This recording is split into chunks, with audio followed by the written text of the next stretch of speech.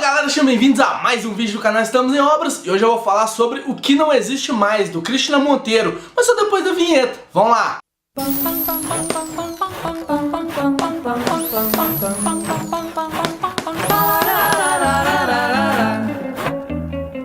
Eu recebi esse livro aqui da Oasis Cultural, que está em parceria aqui com o canal, que é a assessoria do Krishna Monteiro. Ele é um autor paranaense estreante, ele é diplomata e hoje ele trabalha como cônsul adjunto do Brasil em Londres. É um livro de contos, são 7 contos aqui, que aparentemente não tem nenhuma ligação entre eles, então são 7 histórias independentes. Como elas são curtinhas, eu não vou me deter e falar sobre cada uma delas, até porque dar a sinopse ia matar algumas coisas. Porém, eu vou falar de uma forma geral desse livro aqui e do que eu peguei da escrita do Krishna e de alguns contos específicos que eu gostei bastante. Os assuntos que falam aqui nesse livro são assuntos sensíveis. Ele fala bastante sobre luto, sobre perda, sobre batalha pela vida, sobre saudade, sobre um pouquinho sobre amor também. Então tem muita coisa aqui que são assuntos sensíveis e que o Krishna trabalha a linguagem de forma a deixar eles mais poéticos ainda. E apesar dos 7 contos não terem ligação, o estilo narrativo deles é bem parecido. A gente tem 7 histórias contadas mais ou menos no mesmo tom, embora o narrador varie bastante entre elas. A gente tem homens, tem pessoas em coma, tem gatos, tem galos, e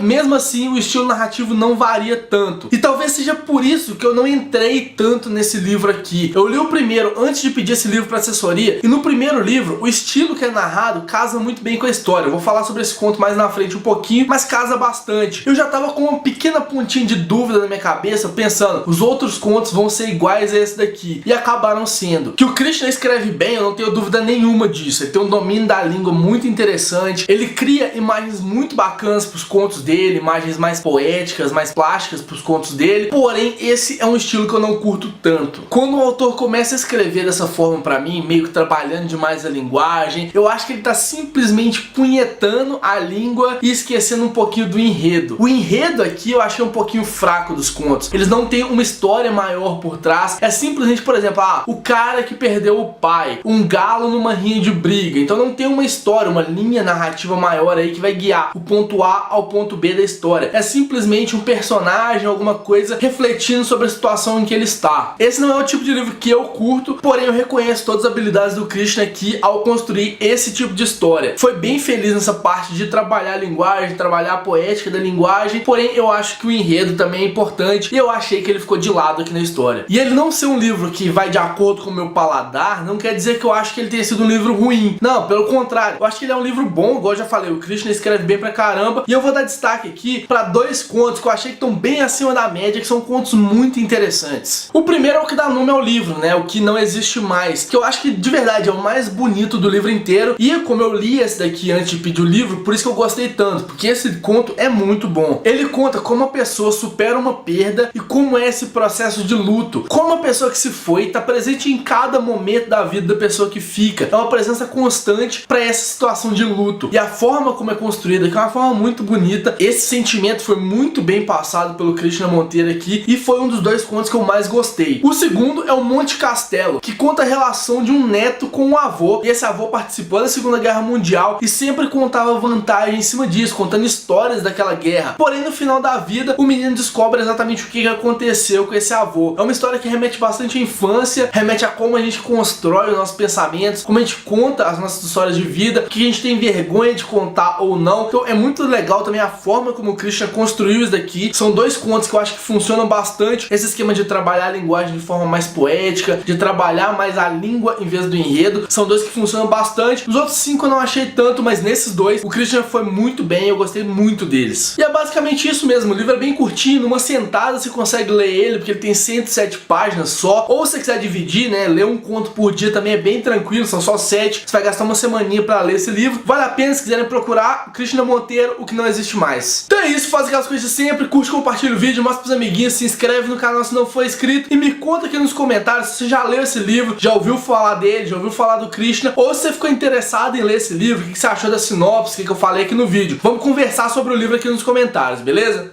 Um beijo e até o próximo vídeo.